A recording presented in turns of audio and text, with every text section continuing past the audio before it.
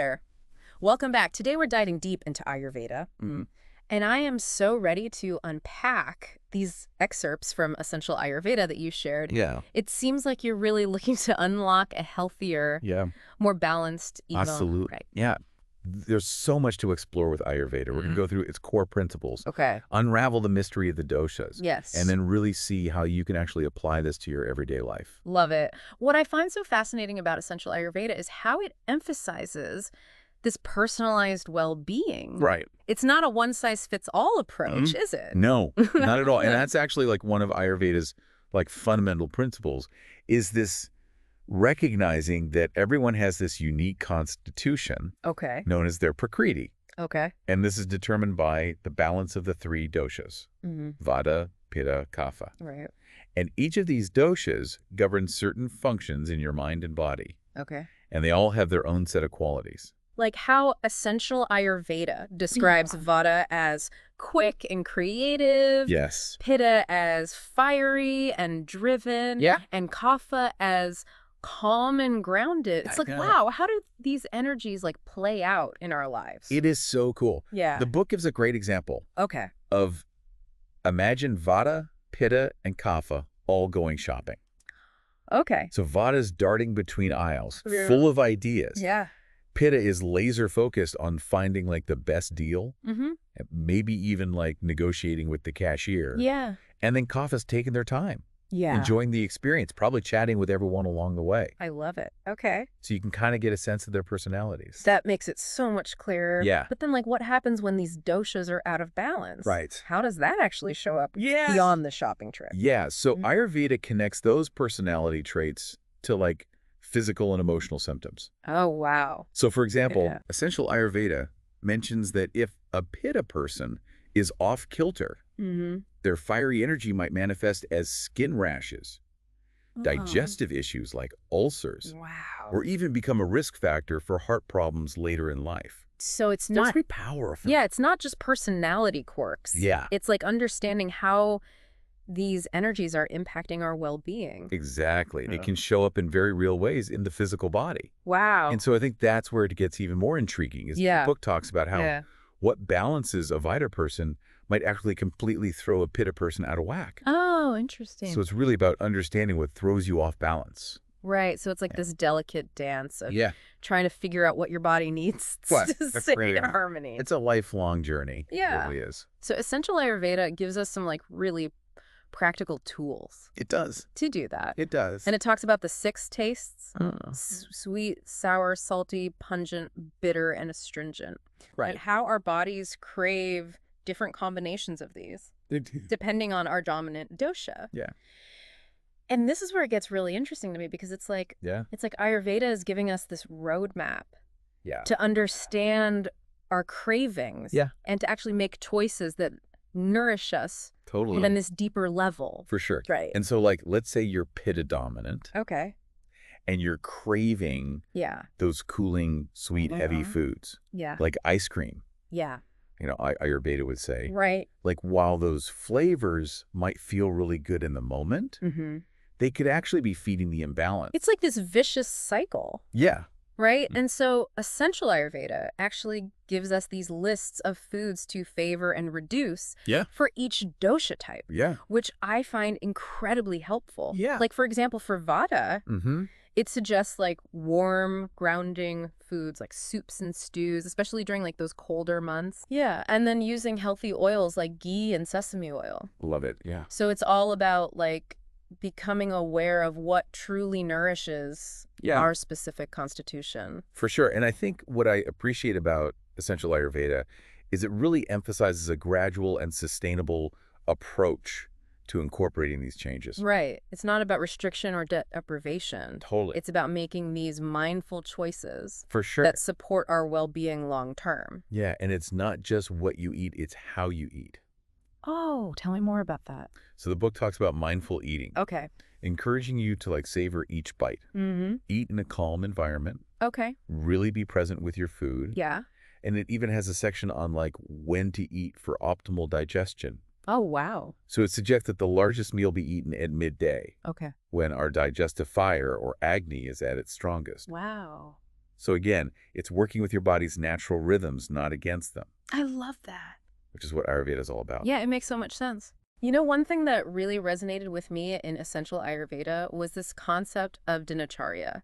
Yeah. Creating this daily routine aligned with Ayurvedic principles. Yeah. It's about so much more than just diet, right? It is. It really is about weaving these ancient practices into your everyday life. Yeah. To enhance your well-being. Right. Dinacharya is all about tuning into nature's rhythms. Okay. And aligning your activities with those natural ebbs and flows of energy. It's fascinating how essential Ayurveda talks about like these specific practices for different times of day and even aligning them with the changing seasons. Like waking up early, ideally between 4 and 6 a.m. To tap into those like uplifting Vata qualities of alertness and mental clarity. Exactly. Yeah. So during those early hours, Vata is naturally more dominant in the environment. Okay. So by waking up early, you're essentially syncing your internal clock with nature's clock. Oh, wow. And that helps to set you up for a more balanced and energized day. It makes so much sense. Yeah. That's amazing. Yeah.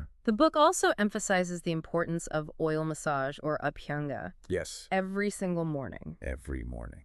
What's the reasoning behind that?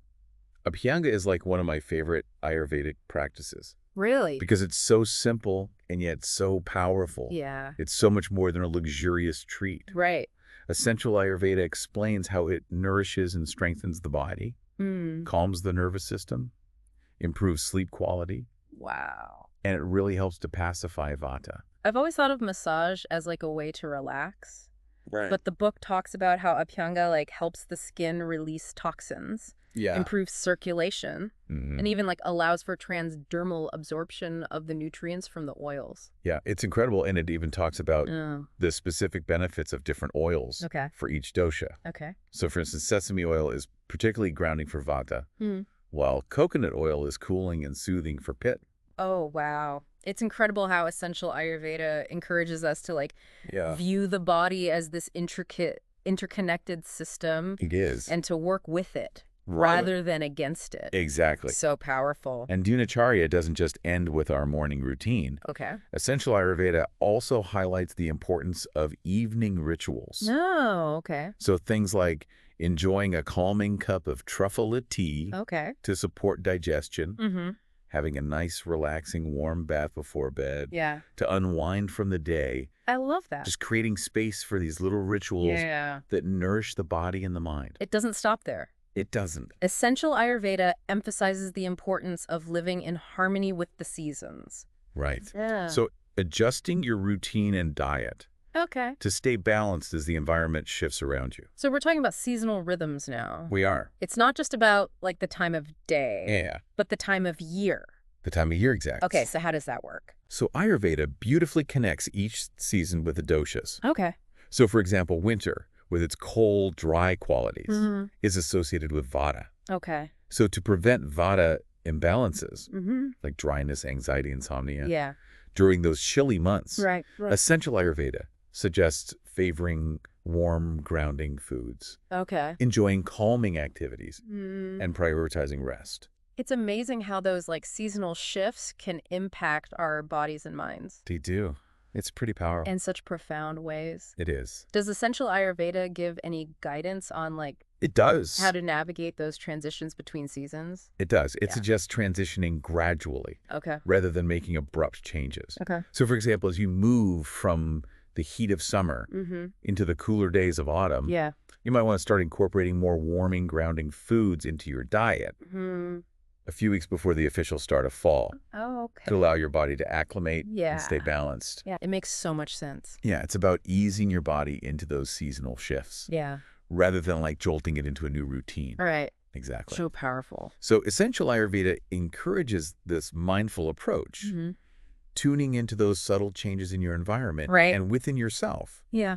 And making adjustments to your Dinacharya as needed. So it's about honoring that interconnectedness. It really is. Between you and the natural world. Beautiful, yeah. So far, we've really focused on like nutrition, daily routines, but essential Ayurveda also kind of delves into these like it does. pretty powerful cleansing practices. Yeah. Right? Okay.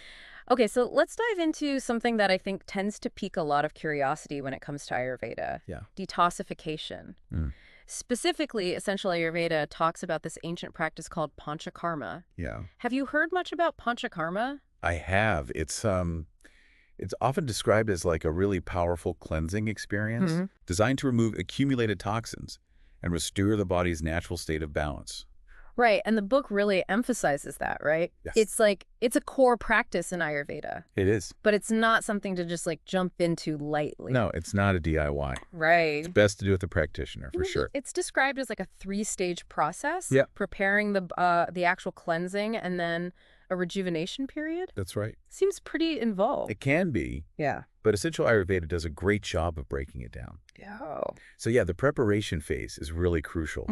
It involves things like adjusting your diet, Okay. incorporating specific herbs, maybe even getting like regular massages.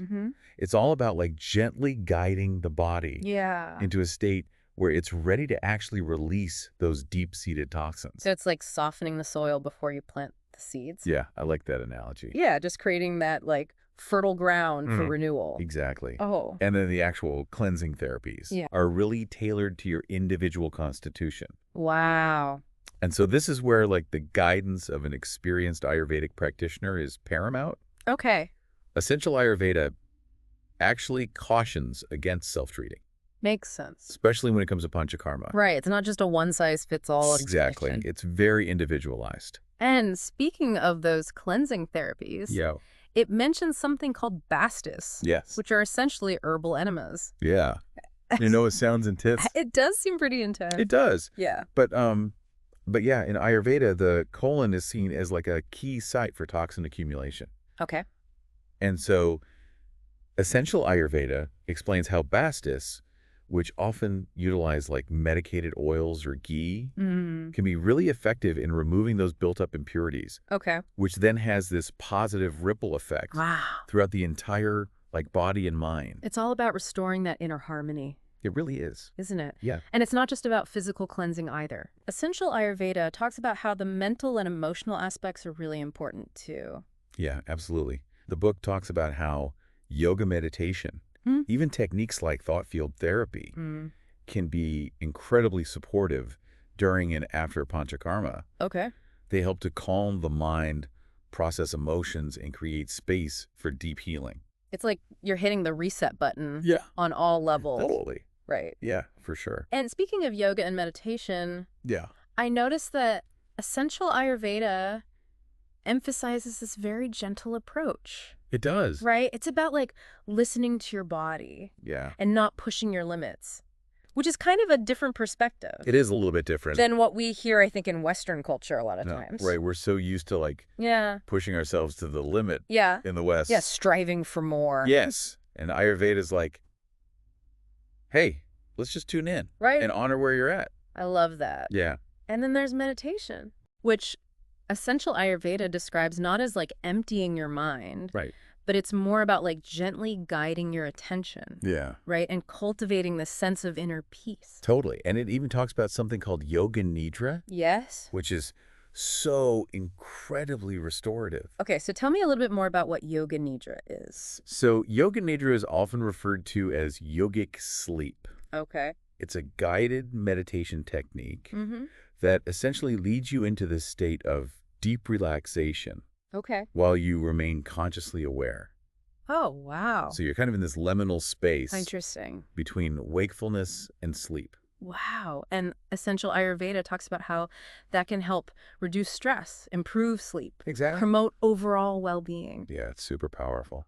Wow. This has been incredible, exploring Essential Ayurveda with you. Yeah, thanks for having me. It seems like Ayurveda is so much more than just a system of medicine. It is. It's like a way of life. It is. It's a lifestyle. Yeah, this journey of self-discovery and tuning into your body's innate wisdom. Beautifully said. I love that. It's about finding those sustainable practices that help you thrive. Yes. No matter what season of life you find yourself in. I love that takeaway. So for you listening, what resonated with you the most today? Yeah. What aspect of Ayurveda are you most curious to explore further in your own life? Yes. Tell us in the comments. We'd love to hear your thoughts. I told you. Next time, keep diving deep.